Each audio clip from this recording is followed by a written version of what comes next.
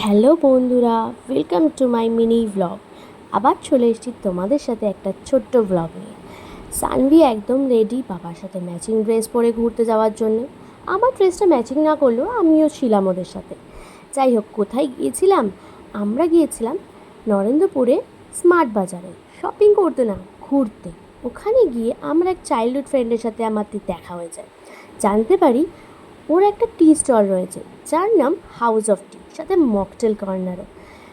House of টি নামটা একটু unique না? হ্যাঁ, যেরকম নামটা ইউনিক সেরকম চায়ের ফ্লেভারগুলোও ইউনিক।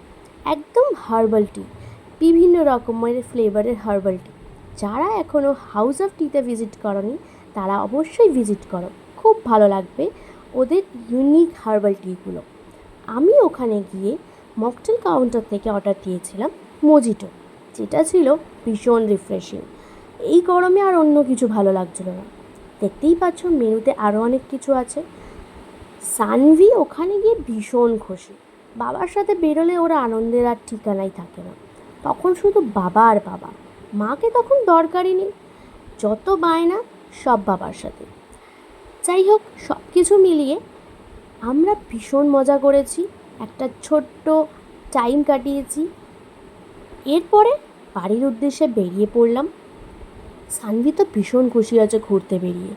আমার এই ব্লগটা যদি তোমাদের ভালো লাগে, লাইক কমেন্ট শেয়ার করে দিও। Thank you.